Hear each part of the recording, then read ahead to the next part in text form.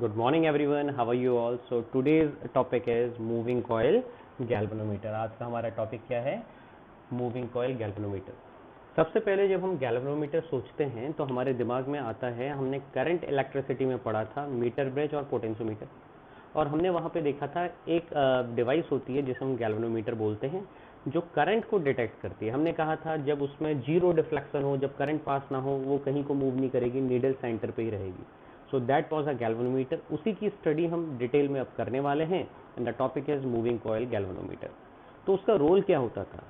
Galvanometer और ammeter में क्या फ़र्क है? एमीटर करंट को मेज़र तो करता है, लेकिन जो भी उसमें से करंट जाएगा उसको मेज़र आराम से कर लेगा, जबकि गैल्वेनोमीटर एक ऐसी डिवाइस होती है जो स्मॉल करंट को मेज़र या डिटेक्ट कर रहा है, यानी कि हाई करंट को मेज़र या डिटेक्ट वो नहीं कर पा रहा है. ठीक हो गया? क्यों? क्योंकि जब हाई करंट जाती है, इसके अंदर जो कॉइल होती है, जितना ज़्यादा करंट जाता है उतना ज़्यादा डिफ्लेक्शन होता है. तो ज़्यादा डिफ्लेक्शन होगा तो कॉइल ब्रेक हो सकती है और आपका गैल्वेनोमीटर खराब हो सकता है. So that means what is galvanometer? It is a device which measures and detects a small amount of current. High current के लिए एमीटर, स्मॉल करंट को, हल्का सा भी करंट पास हो रहा है तो उसको मेजर या डिटेक्ट करने के लिए कौन है? गैल्वेनोमीटर. क्लियर? अब इससे पहले हमने एक प्रिंसिपल पढ़ा था कि जब हम एक करंट कैरिंग कॉइल को एक मैग्नेटिक फील्ड में रखते हैं तो वो टॉर्क एक्सपीरियंस करता है. अगर मैग्नेटिक फील्ड लाइन इस रूम में ऐसे जा रही है, राइट टू लेफ्ट जा रही है, और बीच में कॉइल रोटेट हो रही है, तो उसमें आपका रोटेट नहीं भी हो रही है, उसको कुछ एंगल पर रख दो. तो जैसे कुछ एंगल पर रखा तो वो उसमें क्या लगना शुरू हुआ? टॉर्क. तो प्रिंसिपल क्या है? Whenever a current carrying coil is placed in a uniform magnetic field it experiences a torque. तो ये तो लग गया. अब ये जो नीचे आपको दिख रहा है, this is the figure of galvanometer. अब ये मैं बताऊंगा क्या है, पहले ये देख लो क्या है. This is the figure of galvanometer. क्या क्या है देखो, ये बहुत इंपॉर्टेंट है. बच्चे इसको देखते नहीं अच्छे से, खाली फिगर देख के रट के वो चले जाते हैं. इसको सामने से हम लगाते हैं ताकि कोई भी दिक्कत आप लोगों को ना हो. अब देखो, ये जो आपको दिख रहा है ये बाहर की फ्रेमिंग है, ये वाली. दिस इज आउटर फ्रेमिंग जिसके अंदर पूरा स्ट्रक्चर है. यहाँ पे टर्मिनल T1 और T2 दिए हैं. T1 and T2 are terminal. Obviously जैसे आपके घर में भी जो सॉकेट होता है या फिर जो प्लग होता है वो सॉकेट के अंदर जाता है, उसमें दो होल होते हैं, एक होता है लाइट के लिए, एक होता है न्यूट्रल के लिए. यानी कि किसी भी चीज़ को चलाने के लिए, किसी भी चीज़ से करंट पास करने के लिए एक करंट को लेके आता है, एक करंट को वापस ले जाता है. तो ये टर्मिनल T1 और T2 यही करेंगे. सपोज T1 से करंट आ रहा है तो कहाँ को करंट चले जाएगा? T2. यानी कि दो वायर ऐसे कनेक्ट होंगे. तो जब आप देखेंगे गैल्वेनोमीटर वहाँ पे लैब में, तब आपको ऐसा दिखेगा, यहाँ पे दो होल होंगे, एक वायर दूसरी वायर, और जो नीडल होती है शुरुआत में सेंटर पे रहती है. ठीक है? तो ये वैसा ही है, ये उसके अंदर का स्ट्रक्चर है. तो ये वायरिंग, ये आया टर्मिनल T1 T2. उसके बाद मैंने क्या करा, ध्यान से देखना, यहाँ बीच में ये जो रेड वाला है, जो रेड पोर्शन दिख रहा है, ये नॉन मैग्नेटिक मेटलिक फ्रेम. अब नॉन मैग्नेटिक मेटलिक फ्रेम क्यों है ये तो हम बाद में डिस्कस करेंगे, लेकिन पहले मैं इसके पार्ट्स कंस्ट्रक्शन डिस्कस कर लेता हूँ. ये जो रेड दिख रहा है ये एक बॉक्स है, ऐसा बंद होने वाला बॉक्स है. उसके अंदर ये है, ये क्या है? Non magnetic metallic frame. ये इसके अंदर क्या है? ये वाला जो सिलेंडर दिख रहा है ये है सॉफ्ट आयरन कोर, यानी कि आपका सॉफ्ट आयरन कोर है. ये जो है ये है soft iron core, soft iron core. ठीक हो गया? जो सिलेंडर है वो क्या है? Soft iron core. मैंने ये जो रेड वाला है इसको क्या बोला? इसको मैंने बोला नॉन मैग्नेटिक मेटलिक फ्रेम. इसको इवन बाहर ही लिख लो पूरा, नॉन मैग्नेटिक मेटेलिक फ्रेम. क्यों यूज होता है मैंने कहा था बाद में बताऊंगा, लेकिन बस हमने लिख लिया नॉन मैग्नेटिक मेटलिक फ्रेम. चलिए अब वापस आ जाते हैं यहाँ पे फिगर में. इसके चारों तरफ, यानी कि इस बॉक्स के चारों तरफ जो आपका नॉन मैग्नेटिक मेटलिक फ्रेम था, एक रेक्टेंगुलर फ्रेम था, रेक्टेंगुलर फ्रेम इसको मान लो, उसके चारों तरफ मैंने एक वायर लपेटी. ठीक है? वायर लपेटी लपेटी लपेटी लपेटी, यानी कि वाइंड करते रहे. तो अगर आपका कॉइल ऐसी है सिलेंड्रिकल, ऐसा है, तो इसमें वायर कैसे लपेटी होंगी? ऐसे. ठीक हो गया? तो वायर हमने ऐसे वाइंड करी है. वायर के दो एंड होंगे, एक एंड ये वाला, एक एंड ये वाला. ठीक है? जो आपने कॉइल बना दी वायर से, उसके दो एंड हैं, एक ये पॉइंट आया और एक ये पॉइंट आया. देखो जहाँ पे दो रेड डॉट दिख रहे होंगे, एक डॉट ये है, एक डॉट ये है. एक एंड जो है वो इस वायर से कनेक्टेड है. ये एक एक्चुअल में स्ट्रिप है.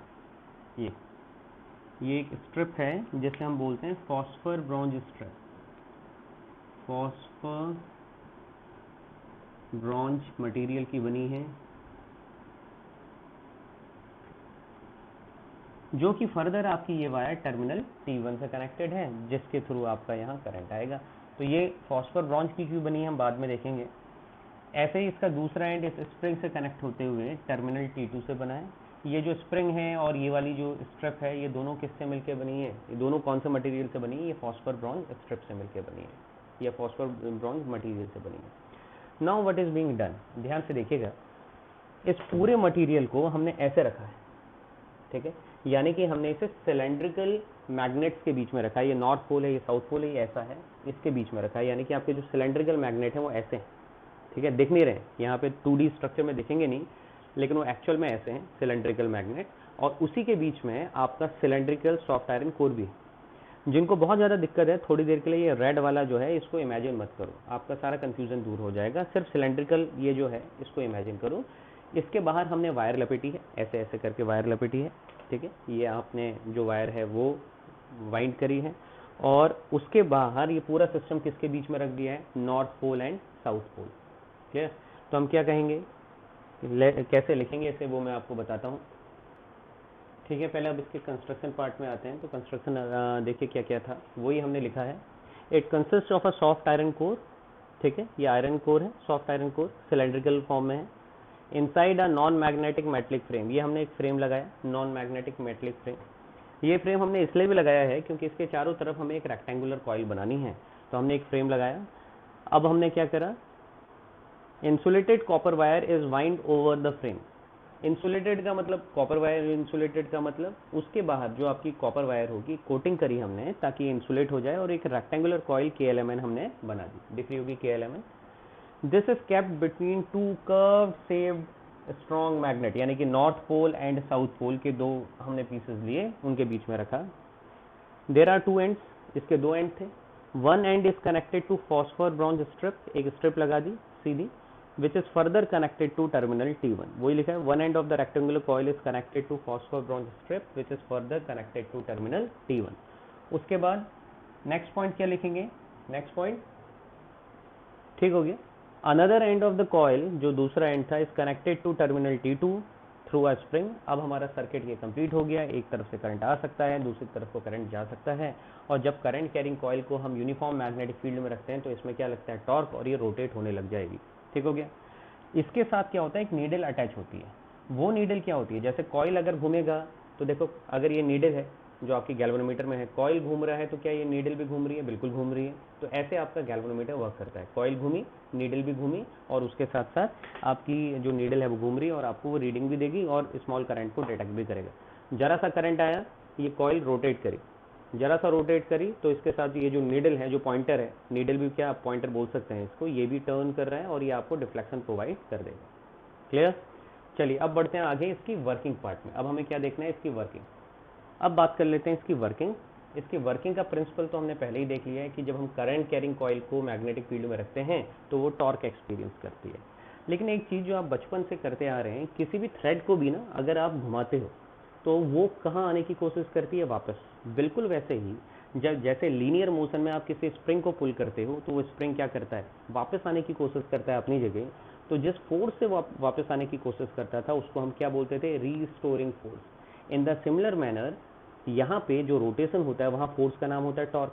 अगर कोई टॉर्क लग रहा है और आपका थ्रेड घूम रहा है तो उसमें क्या होगा, इसको टॉर्क को क्या बोलेंगे, डिफ्लेक्शन टॉर्क। तो एक रीस्टोरिंग टॉर्क होगा जो उसको अपनी जगह वापस लाने की कोशिश करेगा, यानी कि एक तो डिफ्लेक्शन टॉर्क जो उसको घुमाएगा, और एक रीस्टोरिंग टॉर्क है जो उसको अपनी जगह वापस लाने की कोशिश करेगा। तो वही चीज़ हम यहाँ पे कहना चाह रहे हैं। जैसे ही इसमें करंट फ्लो होना शुरू हुआ, ये मैग्नेट फील्ड के बीच में सपोज कुछ एंगल बना के है, तो इसमें क्या लगना शुरू हुआ, टॉर्क लगना शुरू हुआ, ये घूमनी शुरू हुई। लेकिन जैसे ही डिफ्लेक्शन टॉर्क होगा ये वापस अपनी जगह वापस आने की कोशिश करेगी। हमारा फाइनल एम ये होना चाहिए, गैल्वेनोमीटर में क्या होना चाहिए, देखो जब करंट जाए, जितना करंट जाए, for example 1 unit of current जा रहा है और उसमें 10 डिफ्लेक्शन हो रहे हैं, तो 2 यूनिट ऑफ करंट में डिफ्लेक्शन कितने होने चाहिए, 20। 3 यूनिट ऑफ करंट में आपका डिफ्लेक्शन कितना होना चाहिए, 30। क्यों, ताकि आपका जो पॉइंटर है उसका मोशन लीनियर हो। सपोज अगर कुछ ऐसा हो जाए कि 1 यूनिट करंट में 10 डिफ्लेक्शन, ठीक है, 10 डिविजन्स का डिफ्लेक्शन, 2 यूनिट करंट में 15 का, और 3 यूनिट में 18 या 19 का। इसका मतलब है आपका वो यूनिफॉर्मिटी नहीं आ रही और आपकी जो रीडिंग आएगी फिर वो क्या आएगी, गलत। तो बराबर करंट में बराबर डिफ्लेक्शन पॉइंटर का आना चाहिए, तभी आपका ये सही होगा। तो इसको अचीव करने के लिए हमने कहा, क्या कहा, पहले तो वही लिखेंगे, when current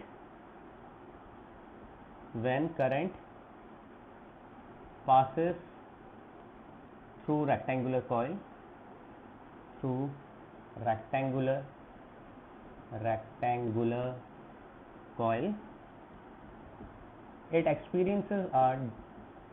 it experiences a torque तो लगा रहा है, कौन सा है, डिफ्लेक्शन टॉर्क, ये डिफ्लेक्टिंग टॉर्क, ठीक है, torque of deflection, torque of restoring, deflection torque, और वो टॉर्क की वैल्यू कितनी होती है, टाउ डी, वो आपको पता है, NIBA कॉस थीटा, ये NIBA साइन अल्फा। अब हो सकता है कुछ बच्चों ने इसे साइन थीटा करके पढ़ा हो और कुछ बच्चों ने कॉस थीटा करके पढ़ा हो, मैं डिफरेंस बता देता हूँ। थीटा तब होगा जब प्लेन ऑफ कॉइल के साथ एंगल बना रहा है, मान लो मैग्नेटिक फील्ड लाइन ऐसे जा रही है और ये प्लेन ऑफ कॉइल कितना एंगल बना रहा है, 0 डिग्री, तब ये थीटा है, ठीक है। अगर हम इसी को अल्फा ले लें, यानी कि एरिया वेक्टर के साथ ले लें, तो एरिया वेक्टर कैसा होगा, देखो एरिया वेक्टर सपोज ऐसा है, जो ये रेड वाला मार्कर है, और आपका ये जो ब्लैक वाला है ये क्या है, ये मैग्नेटिक फील्ड लाइन की डायरेक्शन है। तो मैग्नेटिक फील्ड के साथ एरिया वेक्टर का जो एंगल होता है वो अल्फा होता है, ठीक है। अगर मैं इसको टिल्टेड रख दूं ऐसा, तो अभी इन दोनों के बीच में जो एंगल है वो अल्फा है, मैग्नेटिक फील्ड और एरिया वेक्टर का, और मैग्नेटिक फील्ड और प्लेन ऑफ कॉइल के साथ जो एंगल है, यहाँ पर जो गैप दिख रहा है ये वाला, ये आपका क्या है, थीटा है। अगर मैं इस कंडीशन में रखता हूँ, ठीक है, बात बराबर आएगी, देखना। अच्छा मैं ऐसे भी रख दूँ, चलो मैंने कहा ये थीटा है और सपोज ये 30 डिग्री हो गया, तो ये कितना हो गया, 60 डिग्री हो गया। तो लेकिन जब आप साइन के फॉर्म में रखते हैं तो ये आ जाएगा NIBA साइन अल्फा। कुछ लोग इसको थीटा ले लेते हैं, इसको अल्फा ले लेते हैं, कुछ लोग इसको थीटा इसको अल्फा ले लेते हैं, उससे कोई फर्क नहीं पड़ेगा। तो अगर एक 30 डिग्री है, थीटा अगर 30 डिग्री है, तो अल्फा हमारा 60 डिग्री हो जाता है। क्यों, देखो मैं फिर रिपीट कर रहा हूँ, ये आपका मैग्नेटिक फील्ड है, सपोज कुछ एंगल पे है, और ये आपका एरिया वेक्टर है। तो ये वाला 30 डिग्री है, तो ये वाला कितना होगा, 60 डिग्री, ठीक हो गया। ये थीटा है, तो ये कितना होगा, 90 माइनस थीटा, यानी कि अल्फा कितना हो गया, 90 माइनस थीटा। और कॉस 90 माइनस, या फिर यहाँ पे थीटा की जगह अगर मैं 90 माइनस अल्फा लगाऊं तो वो क्या हो जाएगा, साइन अल्फा। तो कॉस 30 लिखो या साइन 60 लिखो, कोई वेरिएशन नहीं आएगा। तो एरिया वेक्टर के साथ अल्फा एंगल बना रहा है, मैग्नेटिक फील्ड और प्लेन ऑफ कॉइल के साथ जो एंगल बना रहा है वो थीटा एंगल बना रहा है। इसको हम पहले बहुत बार डिस्कस कर चुके हैं, इसलिए बार बार डिस्कस हम नहीं करेंगे। तो NIBA कॉस थीटा, ठीक है। लेकिन यहाँ पे हम इस कॉस थीटा के लिए कुछ करते हैं। अब देखो इसका टॉप व्यू दिख रहा है, टॉप व्यू का मतलब है आप ऊपर से देख रहे हैं, टॉप से देख रहे हैं, ठीक है। टॉप से देख रहे हैं तो आपको ये सिलेंडर कैसे दिखेगा, this is a cylinder, this is a cylinder. अगर ये सिलेंडर है आपका, तो ये ऊपर से कैसा दिखेगा देखने में, ऐसे। अगर मैं पूरे स्ट्रक्चर को आपकी तरफ को मोड़ दूं, ये ऐसे है, आपकी तरफ को मोड़ दूं ऐसे, तो आपको जो सिलेंडर है उसका टॉप व्यू कैसा दिखाई दे रहा है, कैसा दिख रहा है, सर्कुलर। तो बिल्कुल मैं जब टॉप से देखूंगा तो ये सर्कुलर दिखेगा। और इसके ऊपर जो आपका ये है कॉइल है, कॉइल का क्या दिखेगा, सिर्फ स्ट्रेट लाइन। टॉप व्यू देखूंगा तो यही लाइन तो दिखेगी, टॉप से ये एक स्ट्रेट लाइन दिखी, और ये कैसा दिख रहा है, सर्कुलर। अब सपोज मैंने इसको ऐसे झुकाया और मैं यहाँ से देखने की कोशिश कर रहा हूँ, तो यही टॉप व्यू तो आएगा। यहाँ पे ये जो अंदर वाला पार्ट दिख रहा है, ये आपका है सिलेंड्रिकल कॉलम, ये है। और ये जो दिख रहे हैं ये वाला, ये आपका नॉर्थ पोल, ये साउथ पोल। क्योंकि एक्चुअल में ये तो ऐसा था, जो सिलेंड्रिकल कॉलम्स थे या फिर सिलेंड्रिकल मैग्नेट हैं वो भी ऐसे ही, ठीक है। कर्व बोलो, सिलेंड्रिकल बोलो, हॉर्सू मैग्नेट बोलो, कैसे भी बोलो, वो ऐसा है। और इसके अंदर आपका ये जो सिलेंडर है ये भी तो ऐसा है, क्लियर। तो ये ऐसा है, तो देखो कर्व शेप आपका ऐसे ही दिखेगा, ये ऐसे दिख रहे हैं, फिर ये अंदर को गए हुए हैं मैग्नेट भी, तो यहाँ पे आपका कर्व शेप ही दिखेगा ऐसे करके। और ये आपका बीच में क्या है, सॉफ्ट आयरन कोर का टॉप व्यू। अब देखो सॉफ्ट आयरन कोर एक फेरोमैग्नेटिक मटेरियल होती है, आयरन एक फेरोमैग्नेटिक मटेरियल होता है। और फेरोमैग्नेट की एक प्रॉपर्टी होती है, 3 टाइप के मटेरियल होते हैं, डाया, पैरा, फेरो। फेरो में आपका आयरन आता है और बाकी मटेरियल आते हैं। सपोज यहाँ पे हमने एक फेरोमैग्नेटिक मटेरियल लिया, तो फेरोमैग्नेटिक मटेरियल की प्रॉपर्टी ये होती है कि अगर मैं इधर से नॉर्थ पोल रखूँ, इधर से साउथ पोल रखूँ, तो फेरोमैग्नेटिक मटेरियल में कोई भी मैग्नेटिक फील्ड लाइन जो अड़ोस पड़ोस से जा रही हैं वो भी नहीं जाएंगी, और ये उनको भी अपनी तरफ अट्रैक्ट कर लेगा। यानी कि ये ऐसे गई, ये ऐसे गई, फिर ये इधर को चले जाएंगे। ये इधर से जानी चाहिए थी सीधे, सीधे जाने के बजाय ये इसको भी अट्रैक्ट कर लेगा। और इसका मतलब वो अपना मैग्नेटिक फील्ड क्या कर रहा है, इंक्रीज कर रहा है, ठीक हो गया। It is increasing its magnetic field. क्यों? क्योंकि अगर इसमें से कम मैग्नेटिक फील्ड लाइन जाएंगी तो मैग्नेटिक फील्ड कम होगा, इसमें से ज़्यादा मैग्नेटिक फील्ड लाइन जाएंगी तो मैग्नेटिक फील्ड ज़्यादा होगा। तो नॉर्मली जो नॉर्थ से साउथ यहाँ जा रही थी मैग्नेटिक फील्ड लाइन, जो सीधे जा रही थी वो तो ठीक है, जो इसके अंदर से जाएंगी वो तो ठीक है, लेकिन इसने तो बाहर वाले को भी अट्रैक्ट कर लिया, जो ऐसे जा रही थी सीधे या जो ऐसे जा रही थी। इसका मतलब मैग्नेटिक फील्ड आपका क्या हो गया? इंक्रीज हो गया। डाया में ऐसा नहीं होता, पैरा में ऐसा नहीं होता, फेरोमैग्नेटिक मटेरियल जैसा आयरन है वही ऐसा करता है। तो देखो ये नॉर्थ पोल है, ये कर्व, एक कर्व आपका नॉर्थ पोल, एक आपका साउथ पोल। क्लियर? अगर इसको इमेजिन करना है तो एक पाइप की तरह इमेजिन करो, ठीक हो गया? मान लो ये पाइप है ऐसा, ये आपका एक पाइप है, उसको मैंने दो सेक्शन में ब्रेक कर दिया, बीच में से कट करा ऐसे, इसको दो हिस्सों में कट करा। अब जो एक हिस्सा आया ऐसे वो आपका साउथ पोल और एक हिस्सा आया वो आपका क्या है? North pole. और बीच में हमने एक सिलेंडर डाल दिया, बीच में हमने एक सिलेंडर डाल दिया, तो कुछ वही व्यू आपका देखने को मिल रहा है। अब यहाँ क्या हो रहा है? देखो जो मैग्नेटिक फील्ड लाइन यहाँ से सीधे यहाँ जानी चाहिए थी, वो सीधे नहीं गई, वो उसको इसने अट्रैक्ट करा अपनी तरफ को, ये यहाँ से बेंड हुई और जाएगी वहीं पे। इनिशियल पॉइंट और फाइनल पॉइंट में ना तो यहाँ चेंज आ रहा है ना यहाँ चेंज आ रहा है, लेकिन सिर्फ क्या हो रहा है? ये उसको अपने अंदर से ले जाएगा। ये यहाँ से सीधे यहाँ जाना चाह रही थी, लेकिन ऐसे जाने के बजाय इसने अपनी तरफ से खींच लिया तो ऐसे चले गई। अच्छा, जो स्ट्रेट वाली है उसमें तो कोई दिक्कत नहीं है, लेकिन फिर यहाँ देखो, यहाँ से यहाँ जाने के बजाय ये इसके अंदर से होकर गई, तो मैग्नेटिक फील्ड लाइन सीधे ना जाके बेंड होके जा रही। अब इसके अंदर क्या हो रहा है? That is another thing. लेकिन ये जो मैग्नेटिक फील्ड लाइन है जो इसकी तरफ जा रही हैं या ये जो यहाँ से निकल रही हैं, ये बहुत इंपॉर्टेंट रोल प्ले करेंगी। कैसे करेंगी? अब देखिए आगे, ध्यान से देखिएगा। ये आपका सिलेंडर है, ये रेक्टेंगुलर कॉइल कैसी होगी? ऐसी तो होगी, ये अंदर वाला हिस्सा नहीं होगा लेकिन ये बाहर वाला हिस्सा तो होगा। इसके बाहर ये ऐसे हमने रैप कर रखा है, ठीक है, रेक्टेंगुलर कॉइल। तो अगर मैं इसका टॉप व्यू देख रहा हूँ तो मैं ऐसे देख रहा हूँ, अगर आप देखेंगे तो कैसे देखेंगे? ऐसे ही देखेंगे। तो ये टॉप व्यू में ये तो आपको दिखा सिलेंडर, ये देखो ब्लैक वाला और अच्छे से दिखेगा, नहीं दिख रहा है तो व्हाइट वाला, कोई दिक्कत नहीं, ये देख लो। तो ये तो दिखा सिलेंडर और इसके बाहर हमने इसको लपेटा हुआ है, यानी कि इसके ऊपर लपेटा हुआ है ऐसे, लेकिन यहाँ पे अभी फिलहाल दिखाने के लिए हम ये दिखा लेते हैं ये रेक्टेंगुलर कॉइल ऐसे, यानी कि ये रेक्टेंगुलर कॉइल तो ऐसे है जो दिख रही है आपको ऐसे, ठीक है। अब इस पोजीशन पे जब आपकी रेक्टेंगुलर कॉइल घूम रही है तो देखो ये रेक्टेंगुलर कॉइल घूमी, ये रेक्टेंगुलर कॉइल जो ये ऐसे थी वो ऐसे ही तो रोटेट करेगी मैग्नेटिक फील्ड में, यहाँ पे भी तो रोटेट कर रही है, ये घूम रही है, देखो रेक्टेंगुलर कॉइल घूमी। तो अगर इस पोजीशन में वो रेक्टेंगुलर कॉइल है, क्योंकि ये टॉप व्यू है, इसके ऊपर वायर ऐसे आई है, ऐसे गई है, ठीक हो गया, फिर ऐसे आई है, फिर ऐसे गई है। इस पोजीशन पे ये जो नॉर्थ से साउथ जा रही है मैग्नेटिक फील्ड लाइन, यहाँ देखो, इसको देखो और इसको देखो। अब मैं थोड़ी देर को, आप जब बनाओगे टॉप व्यू इसी को बनाना, थोड़ी देर के लिए मैं इसके अंदर वाले पार्ट को रिमूव कर देता हूँ, क्योंकि जो कॉइलिंग है वो इसके अंदर थोड़ी ना है, कॉइलिंग तो बाहर है, यानी कि इसके ऊपर से आ रही है। तो इसको कौन सी मैग्नेटिक फील्ड लाइन इफेक्ट करेंगी, जो इसके अंदर है या जो इसके बाहर है? जो इसके बाहर है, क्योंकि जो कॉइलिंग है वो इसके ऊपर है। अब देखो इस पोजीशन पे ये जो नॉर्थ से साउथ जा रही है मैग्नेटिक फील्ड लाइन कैसी है? वो इस प्लेन के पैरेलल है, ठीक है। मैग्नेटिक फील्ड लाइन प्लेन के साथ जो एंगल बनाती है वो थीटा बनाती है, यानी कि थीटा कितना है? 0 डिग्री। इस पोजीशन पे यहाँ देखो, ध्यान से देखना, मैं इसको जरा साइडवेज करके दिखा रहा हूँ, ये ऐसे है लेकिन मैं ऐसे करके दिखा रहा हूँ ताकि आपको ये ब्लैक वाली लाइन दिखे, ठीक हो गया। तो यहाँ देखो मैग्नेटिक फील्ड लाइन ये वाली और ये वाली, अब देखो ये दिख रहा है, ये प्लेन ऑफ कॉइल और ये मैग्नेटिक फील्ड लाइन ये एक दूसरे के क्या हो गई? पैरेलल हो गई।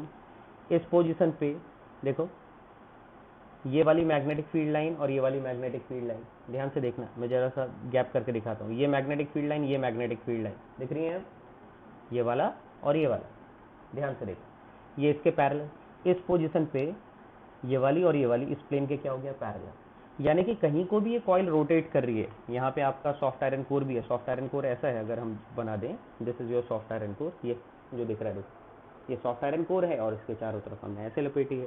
तो जब आपका ये कॉइल रोटेट हो रही है, क्लियर, तो किसी भी पोजीशन में, हर पोजीशन पे यहाँ और यहाँ एक लाइन है, ऐसे यहाँ पे और यहाँ पे एक लाइन होगी, यहाँ पे और यहाँ पे एक लाइन होगी। तो मैग्नेटिक फील्ड लाइन इस प्लेन ऑफ कॉइल के क्या है? पैरेलल है। और आपको ऐसे अपीयर हो रहा है कि ये मैग्नेटिक फील्ड लाइन किस तरफ को जा रही है? इसके सेंटर की तरफ को जा रही है, या फिर ये कैसे अपीयर हो रही है? सेंटर से इधर की तरफ को आ रही है। यानी कि ऐसा कुछ लग रहा है कि रेडियस के अलोंग जा रही है या रेडियस से दूर जा रही है। तो इसीलिए इन मैग्नेटिक फील्ड लाइंस को कहा जाता है रेडियल। दीज मैग्नेटिक, ये जो आपका सॉफ्ट आयरन कोर है, ये इन मैग्नेटिक फील्ड लाइंस को रेडियल बनाता है, यानी कि वो ऐसे लग रहा है कि वो रेडियस की तरफ को जा रही हैं या रेडियस से दूर की तरफ को जा रही हैं। और इसी वजह से ये जो मैग्नेटिक फील्ड और प्लेन ऑफ कॉइल के बीच में थीटा एंगल है वो कितना बन रहा है? 0 डिग्री थीटा।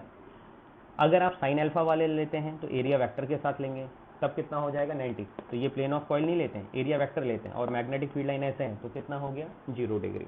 तो हमने ये समझा कि इसकी वजह से, सॉफ्ट आयरन कोर की वजह से, ये जो मैग्नेटिक फील्ड लाइन ये वाली है, इसके लिए एक मैग्नेटिक फील्ड लाइन ये वाली है, और इसके साथ ये प्लेन ऑफ कॉइल कितना एंगल बना रहा है 0 डिग्री, यहाँ पे 0 डिग्री, यहाँ पे 0 डिग्री।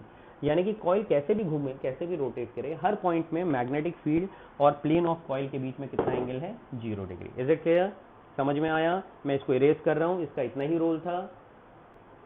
तो देखो हमने ये तो लिखा कि tau is equal to NIBA cos theta हो जाता है, ठीक है। तो ये डिफ्लेक्टिंग टॉर्क था, और हमने अब क्या कहा, हमने कहा एट एवरी पॉइंट जो एंगल बन रहा है थीटा प्लेन ऑफ कॉइल और मैग्नेटिक फील्ड के बीच में, वो कितना है 0 डिग्री। तो थीटा कितना हो गया 0 डिग्री। अगर थीटा 0 हो गया तो टाउ डी कितना हो गया NIBA, इक्वेशन नंबर 1, ठीक हो गया। समझ में आया? डिफ्लेक्टिंग टॉर्क कितना हो गया tau D equal to NIBA। अब क्या होगा, इस डिफ्लेक्टिंग टॉर्क की वजह से आपका जैसे ही आगे को बढ़ा, कौन, ये फॉस्फोर ब्रॉन्ज स्ट्रिप रोटेट हो रही है, तो ये क्या कोशिश करेगी वापस आने की, कोई भी थ्रेड हो कुछ भी हो, जैसे घुमाओगे वापस आने की कोशिश करेगा, यानी कि अपने आप में रिस्टोरिंग टॉर्क लगाएगा। जैसे लीनियर मोशन में रिस्टोरिंग फोर्स, यहाँ पे क्या आएगा रिस्टोरिंग टॉर्क। लेकिन वो रिस्टोरिंग टॉर्क डिपेंड किस पे करेगा? स्प्रिंग में याद करो डिस्प्लेसमेंट पे डिपेंड करता था, जितना खींचते थे उतना ज्यादा वापस जाने की कोशिश करता था। यहाँ पे भी वैसे ही होगा, यहाँ पे होगा आपका टॉर्क एंगल, जितना एंगल से ये घूमेगा डिफ्लेक्शन करेगा उतने ही तेजी से ये वापस जाने की कोशिश करेगा। अगर आप इससे 1 डिग्री घुमा रहे हैं तो ये घूमेगा, 2 डिग्री घुमा रहे हैं तो और जल्दी जाने की कोशिश करेगा, 3 डिग्री जा रहे हैं तो और जल्दी, यानी कि जितना ज़्यादा आप उसे घुमाएंगे, जितना ज़्यादा एंगल में उसे घुमाएंगे, उतने जल्दी वो अपनी ओरिजिनल कन्फिगरेशन रिगेन करने की कोशिश करेगा। तो इसका मतलब है जो रिस्टोरिंग टॉर्क होगा, तो इसका मतलब क्या है, due to deflecting torque, due to deflecting torque, a restoring torque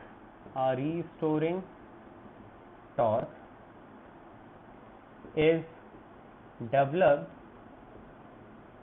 in the coil। एक रिस्टोरिंग टॉर्क आपका डेवलप्ड हो जाएगा कॉइल में। अब उस रिस्टोरिंग टॉर्क को मैंने क्या कहा, जितना आपका डिफ्लेक्टिंग टॉर्क की वजह से एंगल आ रहा है, घूम रहा है, उतनी ताकत से वापस जाना चाह रहा है, उतनी तेजी से वापस जाना चाह रहा है, यानी कि restoring torque tau restoring, R for restoring tau इतना, ये किसके डायरेक्टली प्रोपोर्शनल है, फाई के। फाई कौन सा एंगल है, जितने एंगल से डिफ्लेक्शन की वजह से घूम रहा था उतनी तेजी से वापस, यानी कि थीटा, तो सॉरी फाई, तो tau R is proportional to phi. Proportionality sign हटाओगे तो एक कांस्टेंट आएगा, इसको हम बोलते हैं के। इस के को हम क्या बोलेंगे, देखो टाउ अपॉन फाई आएगा, के की वैल्यू क्या हो जाएगी टाउ अपॉन फाई आएगी, तो इसका नाम क्या हो जाएगा restoring torque per unit angle और ट्विस्ट। के की वैल्यू आ गई टाउ आर अपॉन फाई, तो इसका मतलब के की वैल्यू हो गई टाउ आर अपॉन फाई, तो ये है रिस्टोरिंग टॉर्क अपॉन फाई, ये क्या था, कितने ट्विस्ट के साथ, कितने एंगल के साथ डिफ्लेक्शन की वजह से वो घूमा है, तो वही हमने कहा restoring torque per unit twist. ये किस पे डिपेंड करेगा, ये डिपेंड करेगा कि depend upon nature of material, depend upon nature of material, यानी कि हर मटेरियल के लिए अलग अलग। क्यों, देखो एक आपका आयरन है, एक आपका एल्युमिनियम है, एक आपका गोल्ड है, क्या सबको जब आप घुमाओगे वो उतनी तेजी से वापस आएगा? नहीं। तो इसका मतलब ये रिस्टोरिंग टॉर्क जो वापस आ रहा है वो किस पे डिपेंड कर रहा है, इस मटेरियल पे। आपने इसको, जैसे आयरन है वो बहुत हार्ड होता है, वो उतनी तेजी से वापस नहीं आएगा जितनी तेजी से शायद गोल्ड आ जाए, क्योंकि उसमें जो इलास्टिसिटी होती है वो उससे ज़्यादा होगी। चलिए ठीक है, ये हमने देखा, इसको इक्वेशन सेकंड मान लीजिए। अब क्या होगा, जब ये घुमा घुमा घुमा घुमा घुमा एक लिमिट के बाद ही घूमना बंद कर देगा। क्यों, क्योंकि जितना ज़्यादा आप घुमा रहे हैं उतना ज़्यादा रिस्टोरिंग टॉर्क आ रहा है, तो उसको हम बोलते हैं इक्विलिब्रियम पोजीशन। जब आपका ये डिफ्लेक्टिंग टॉर्क जो आगे को घूम रहा है और ये वापस जो आने की कोशिश कर रहा है वो इक्वल हो जाए, तो ये क्या होगा, एक जगह पे रुक जाएगा, तो उसको हम बोलते हैं इक्विलिब्रियम पोजीशन। और उस समय क्या होगा, ये दोनों टॉर्क क्या होंगे, एक दूसरे के इक्वल होंगे। ठीक है, अब देखो हमने क्या कहा, एट इक्विलिब्रियम, इक्विलिब्रियम में क्या होगा, जब वो घुमा घुमा घुमा घुमा, आपने थ्रेड को घुमाया या वायर को घुमाया, एक लिमिट के बाद वो घूमना बंद कर गया। क्यों, क्योंकि जो उसमें घूम रहा है डिफ्लेक्टिंग टॉर्क जो जिससे आप घुमा रहे हो, और जो वापस आना चाह रहे हैं रिस्टोरिंग टॉर्क, वो कैसे हो गए, बराबर हो गए। इक्वेशन 1 से हमने डिफ्लेक्टिंग टॉर्क लिया, इक्वेशन 2 से हमने रिस्टोरिंग टॉर्क लिया, दोनों को इक्वेट कर दिया। अब यहाँ से फाई की वैल्यू कितनी आ गई, फाई, के फाई था, फाई की वैल्यू निकालो, फाई कितना हो गया, K phi is equal to this much, तो phi is equal to N I B A upon K. N B A upon K मैंने अलग अलग लिखा, आई अलग लिखा, क्यों, देखो एन है नंबर ऑफ टर्न, आपने शुरुआत में ही घुमा दी constant, B magnetic field, north और साउथ पोल लगा दिया कांस्टेंट, एरिया ऑफ कॉइल, आपने जब टर्न करा तो कितना बड़ा एरिया बना है वो कांस्टेंट, के नेचर ऑफ मटेरियल पे डिपेंड कर रहा है ये कांस्टेंट, तो फाई किसके प्रोपोर्शनल है, फाई है आई के प्रोपोर्शनल, यानी कि जितना करंट जाएगा उतना ही ज़्यादा आपका क्या होगा, डिफ्लेक्शन होगा, फाई का मतलब है उतना ज़्यादा डिफ्लेक्शन होगा। और ये हमने प्रूफ कर दिया कि your deflection in the coil is directly proportional to what, current. अच्छा, अगर मान लो कॉस थीटा आ रहा होता है, जैसे अगर हमने कहा कॉस थीटा, थीटा आपका 0 डिग्री हो गया, ये रेडियल फील्ड क्या कर रहा है, it is always making the magnetic field parallel to the कौन किसको, magnetic field and plane of coil. या तो आप ये कहो magnetic field is parallel to the coil, या ये बोल दो area vector of the coil is perpendicular to the magnetic field, बात बराबर है। इसे कहीं मेंशन भी कर सकते हैं बीच में। अगर ये नहीं होता, अगर ये कॉस थीटा भी आ जाता तो यहाँ पे एक टर्म आ जाता कॉस थीटा, अभी ये लिखना मत, कॉस थीटा नहीं लिखना है, तो यहाँ पे भी कॉस थीटा आ जाता। अगर ये थीटा की वैल्यू चेंज होती तो कभी सपोज हमने कहा 1 यूनिट में मुझे चाहिए क्या था, लीनियर डिफ्लेक्शन। लीनियर का मतलब है एक यूनिट 10 डिफ्लेक्शन आ रहे हैं, 10 डिवीजन का डिफ्लेक्शन आ रहा है 1 एम्पियर में, 20 का आना चाहिए 2 एम्पियर में, लेकिन अभी ऐसा नहीं होगा। सपोज जब आपने 1 एम्पियर डाला, ये थीटा 30 डिग्री है, तो कितना होगा cos 30 √3/2, और जब आपने ये 60 डिग्री डाला तो ये कितना हो जाएगा 1/2। तो इसका मतलब ये cos थीटा की वैल्यू अगर चेंज होगी तो फाई क्या आई पे डिपेंड करेगा, नहीं, ये cos थीटा इसको इस पे लीनियरली डिपेंड, लीनियर का मतलब है जहाँ फाई और आई के बीच में जितना आई बढ़ रहा है उतना फाई, जैसे v इज प्रोपोर्शनल टू आई का। लेकिन यहाँ ये cos थीटा तो ऐसा होने ही नहीं दे रहा है, और अगर ये ऐसा होने ही नहीं देगा तो हम क्या कहेंगे, ये आपका लीनियर नहीं रहेगा। तो बोर्ड में क्वेश्चन आता है what is the use of radial field, radial field का यूज क्या है, तो उसका यूज क्या है, to make the scale linear. Scale linear का मतलब होता है ये जो पॉइंटर है इक्वल करंट में इक्वल डिफ्लेक्शन देगा, तो आपका जो कॉस थीटा वाला टर्म है वो 1 होना बहुत जरूरी है, और कॉस थीटा जो इसके साथ आ रहा था NBA कॉस थीटा, वो थीटा कॉस थीटा 1 कब होगा, जब थीटा आपका 0 डिग्री, थीटा 0 डिग्री कब, जब प्लेन ऑफ कॉइल और मैग्नेटिक फील्ड के बीच में 0 डिग्री का एंगल हो, तो कॉस थीटा। साइन अल्फा कब लेते हैं, याद है, हाँ ठीक है। तो ये हो गया हमारे स्केल लीनियर हो गया, और आपका ये एक्सप्रेशन खत्म हो गया। अब इसमें सेंसिटिविटी वाला टॉपिक बचा है, वो मैं नेक्स्ट लेक्चर में लेता हूँ। Okay, that's all for today.